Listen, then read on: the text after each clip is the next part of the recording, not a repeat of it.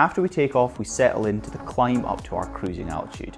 But what sort of performance characteristics do we need to achieve on the way up there? Let's find out.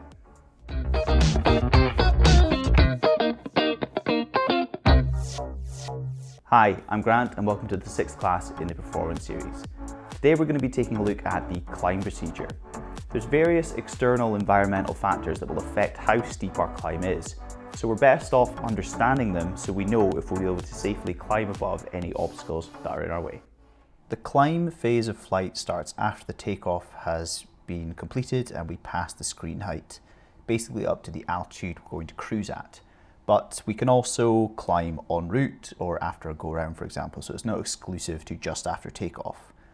When we're climbing the aircraft, we usually break it down either into an angle of climb that we need to achieve, say there's a mountain off the end of the runway that we need to get over, or a certain rate of climb. Imagine there's an aircraft closing in on us at the same level. We need to be able to climb fast enough to clear it in time.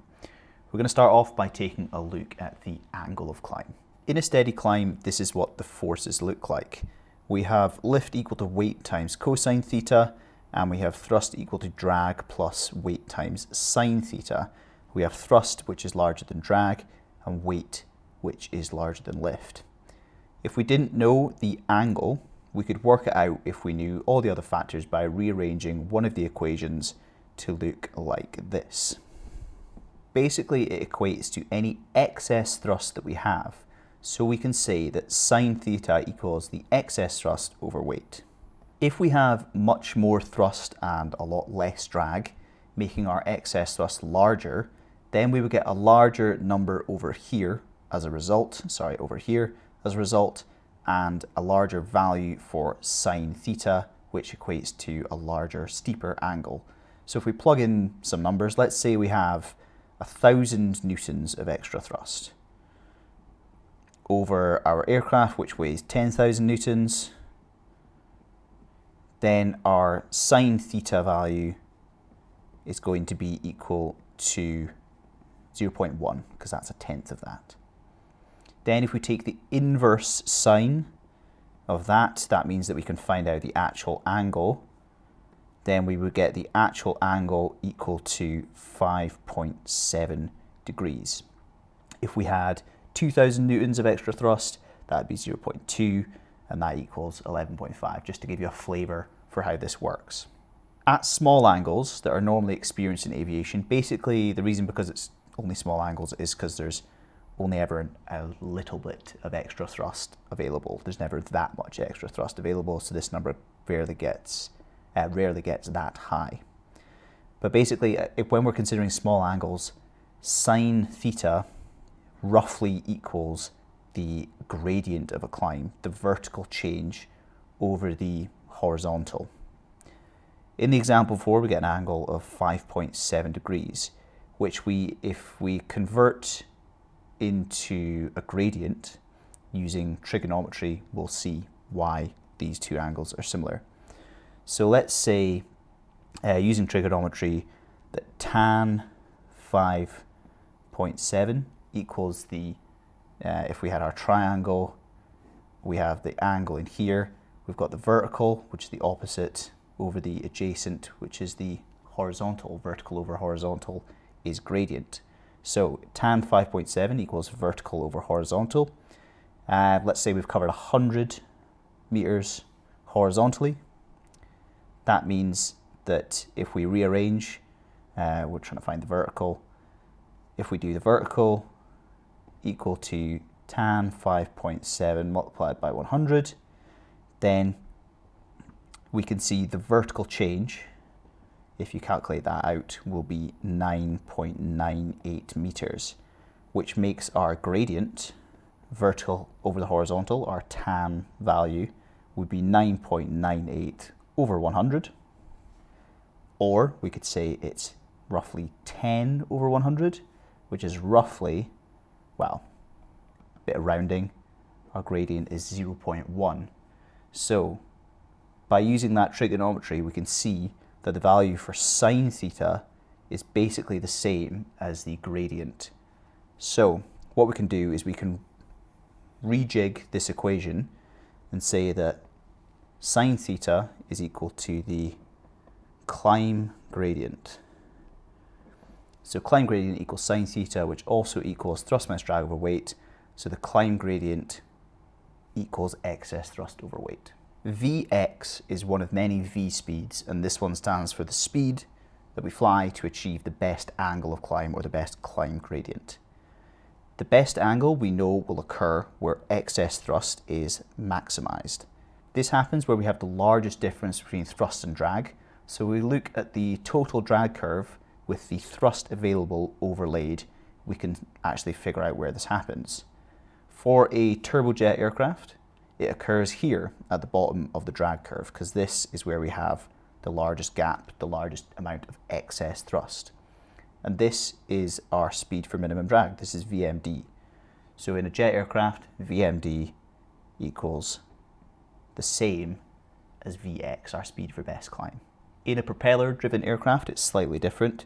We have VMD over here, but that's not actually the largest gap. The largest gap occurs slower than VMD, and it's actually fairly close to the speed for minimum power, VMP, but our Vx speed, again, just where that gap's the biggest, nice and easy. So there's quite a few things that will influence the angle of our climb or the climb gradient, but the thing that's key is excess thrust. So anything which increases drag will be bad, anything which reduces thrust will be bad, and anything that increases thrust and reduces drag will be good for that angle, allow us to fly a steeper angle. Basically, mass, we'll start with mass. Mass increasing means that in our equation for climb gradient, we're dividing by a larger number, which makes the climb gradient smaller. Simple mathematics, we'd get a lower climb angle. Aircraft configuration, basically flaps and the landing gear, will mean more drag. That means a lower excess amount of thrust. That excess thrust, if you think about it in terms of lines, you would have a larger amount of drag. That line for the total drag curve would move up. Smaller gap, again, lower climb gradient as a result.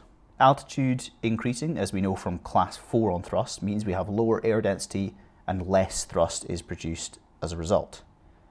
That means there's less excess thrust, and that means that we can't climb as steep as we'd like. So as thrust goes down with increasing altitude, our climb gradient would also go down. Temperature increasing has a very similar effect to altitude. As the temperature increases, that means we're in less dense air, which produces less thrust output. So as the temperature goes up, less excess thrust, we can't climb as steep, we have a smaller climb gradient. On multi-engine aircraft, if one of our engines fail, then we lose a large amount of thrust. Therefore, we lose a large amount of excess thrust. And if you combine this with the increase in drag caused by maybe a windmilling propeller or a deflected rudder being used to keep us straight, then we get a large reduction in excess thrust and we get very reduced climb performance in terms of the angle. Wind will not affect the climb angle, but will affect something called the flight path angle. The flight path angle is the aircraft position relative to the ground, and the climb angle is the aircraft's position relative to the air mass, not the ground, which does sound a bit confusing, but I like to think of it as a train. Just bear with me for a second, hopefully it'll make sense. Say we are in a train station, not moving. That's this first example here.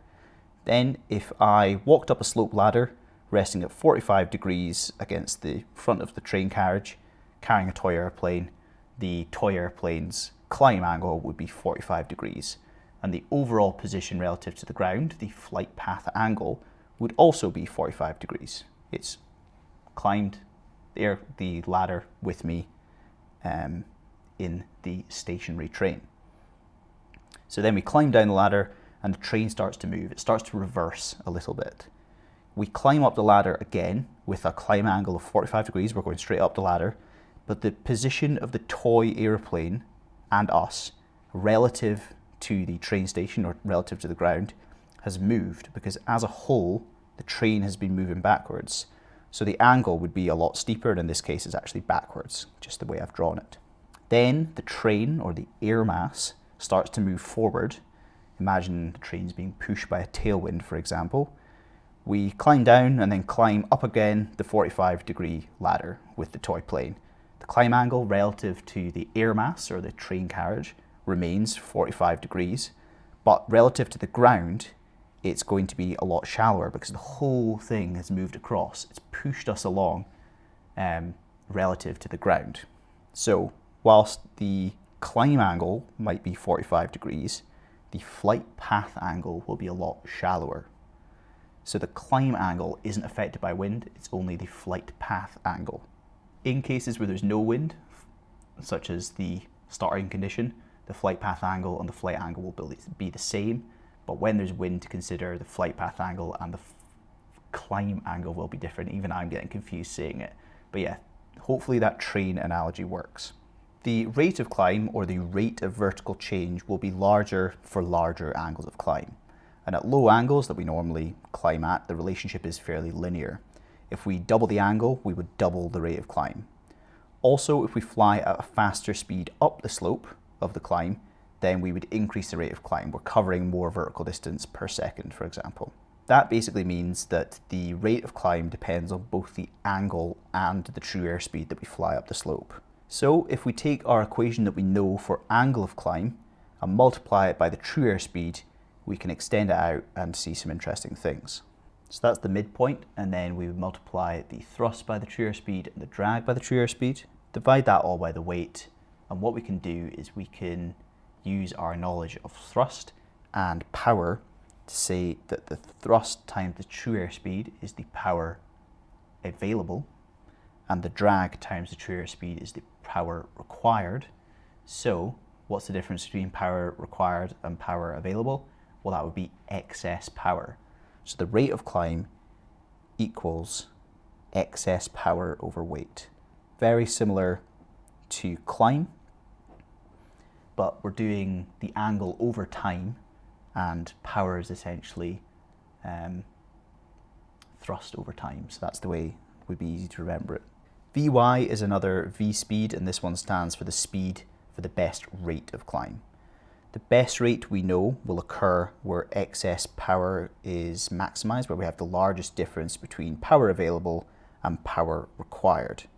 So if we look at a power available versus power required graph for a jet, we can see that the speed for Vy occurs around about here. That'd be where the largest gap is between the two lines. And that is both faster than Vmd, which equals Vx in the case of a jet, and also the speed for minimum power.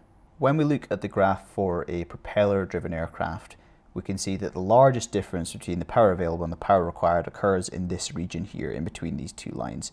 It's actually usually a bit closer weighted to Vmd, but it will be faster always than Vmp and Vx as well. So just like with the angle, there's various things that influence the rate of climb, various environmental factors, but the key thing is excess power. For angle, it's excess thrust. For rate, it's excess power. So simply put, anything that reduces thrust will be bad. Anything that increases drag will be bad, just as it was for angle.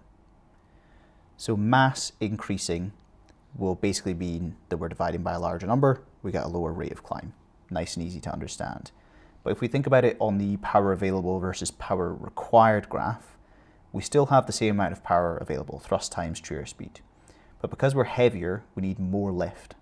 This causes an increase in induced drag, and therefore our total drag curve would move up and to the right. If we multiply all the points on that new total drag curve by the true airspeed, we will get a new power required curve, which also moves up and to the right.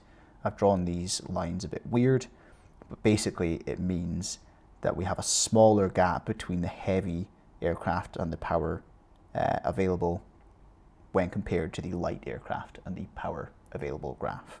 And it also means, because everything is heavier and because the lines have moved up and to the right, it means that our speeds would be faster. So all speeds would increase. So Vy is going to be faster for the heavier aircraft when compared to this one. It's the same with Vx and all the speeds in general. If you're heavier, you need more lift, so you need to fly faster no matter what you're doing.